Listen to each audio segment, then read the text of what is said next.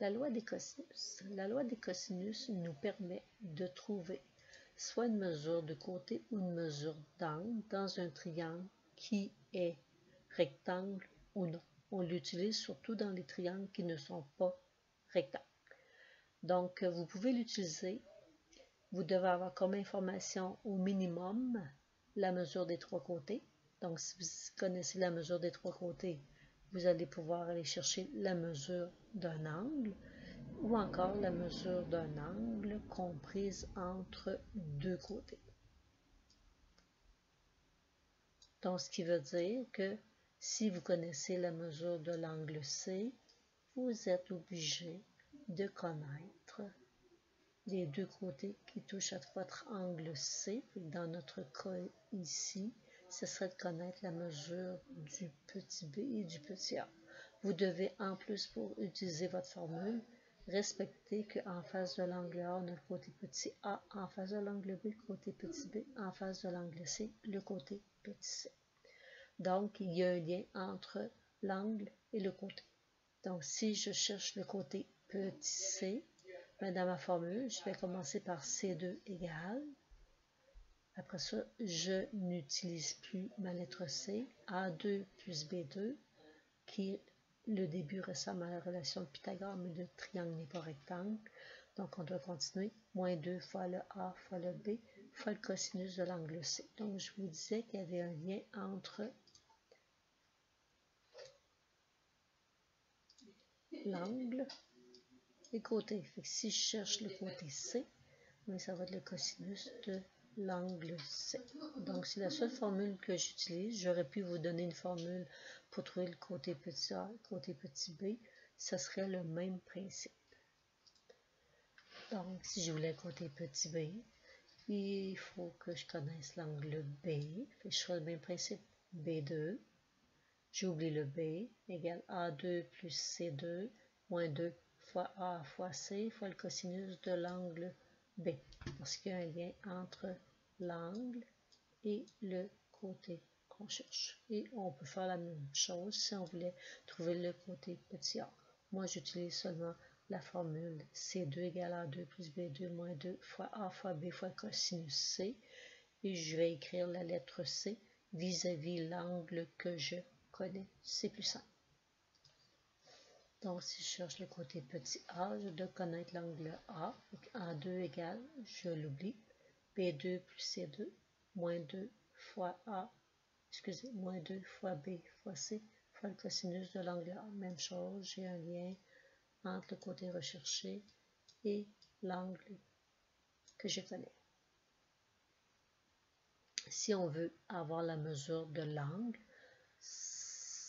on peut réutiliser la même formule et aller isoler notre angle C. Je vous donne la formule où on a déjà isolé. Donc, si je voulais isoler mon cosinus C, mais je ferais moins A2, moins B2 de chaque côté. Ensuite, j'irais diviser par le moins 2AB. Puis après, une fois que mon cosinus C est isolé, il faudrait que je fasse un cosinus moins 1. C'est ce que j'ai fait. On aurait pu faire la même chose avec les deux autres formules. Donc, je vous demande de trouver la valeur de x. Les triangles ne sont pas rectangles. Je ne peux pas faire la loi des sinus parce que je n'ai pas le minimum d'un angle avec son côté opposé. Ce que je vois, j'ai un angle ici de 110 degrés. Et en plus, j'ai les deux côtés qui touchent à l'angle. Je vais pouvoir utiliser ma loi des cosinus. Ce qui est important de respecter,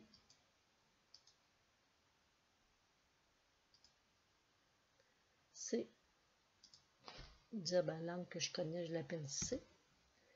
Et en face de mon angle C, j'ai mon côté petit c. Ensuite, les deux autres côtés qui restent, il y en a un qui s'appelle le A et l'autre qui s'appelle le B. Si vous décidez lequel est lequel, ça n'a vraiment pas d'importance. Ici, petite erreur, les unités, ça va être des mètres.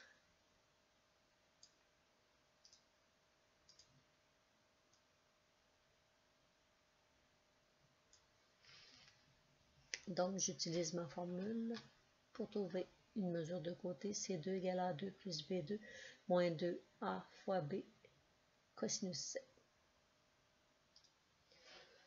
Donc, C2 est égal à donc 32 à la 2 plus B 20 à la 2 moins 2 fois le A fois le B.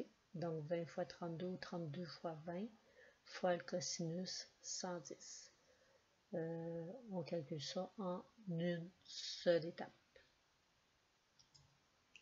Donc, C2 égale 1861,79. Nous, on veut C.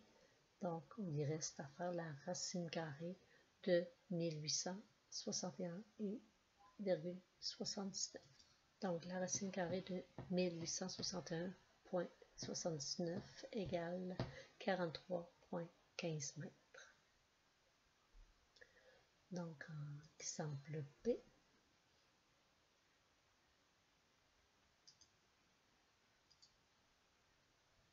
j'ai un angle, 64 degrés, et nous avons un côté qui mesure 50 mètres, l'autre côté mesure 35 mètres, donc vous avez un angle entre deux côtés.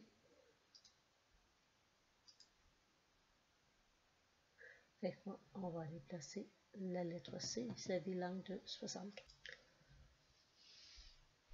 Donc, en face de l'angle C, nous avons le côté petit c, vous choisissez. Donc, j'ai choisi, moi, de prendre le côté de 50 mètres comme mon petit a, le côté de 35 mètres comme petit b, et je vais utiliser la formule C2 égale A2 plus B2 moins 2 fois A fois B fois le cosinus C. Donc, 50 à la 2 plus 35 à la 2 moins 2 fois 50 fois 35 fois le cosinus de 64, on calcule ça en une seule étape. Ça nous donne 2190,7. Ça, c'est le C à la 2. Maintenant, si je veux avoir le côté C, j'ai racine carrée de 2190,7 qui donne un côté qui mesure 46,80 mètres ou 46,8 mètres. Ici, je vais avoir la mesure de l'angle. Je connais la mesure des trois côtés du triangle, mais il y a un lien entre l'angle et le côté qu'on cherche.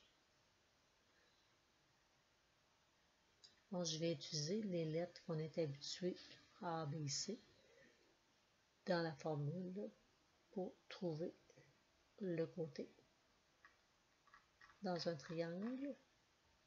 Mais maintenant, je vais aller appliquer ma deuxième formule et je vais garder les lettres A, B, C. Donc, j'ai écrit la mesure de l'angle G égale C2. Donc, parce que dans ma formule, j'ai remplacé mon angle G par C. Au lieu d'écrire la mesure de l'angle C égale, j'ai pris vraiment la lettre que j'avais dans mon triangle, sauf que j'ai conservé en face de l'angle que je cherche, j'ai mon côté petit c. Donc, C2 moins 2 moins B2. Tout ça divisé par moins 2 fois A fois B. Les parenthèses sont vraiment importantes. Donc, 92,2 à la 2, moins 43 à la 2, moins 65,4 à la 2, on ferme les parenthèses, divisé, parenthèse, moins 2 fois 43 fois 65,4, on ferme les parenthèses, on calcule tout ça en un seul morceau, ou encore, vous pouvez tout de suite faire, si vous respectez vos parenthèses, cosinus moins parenthèse de tout ça, et vous aurez votre réponse. Ce qui nous fait le cosinus de moins 1 de moins 0,42222, qui nous donne un angle de 114,97 à 2 décimales près, ou encore 115 degrés si on vous demandait à l'unité près.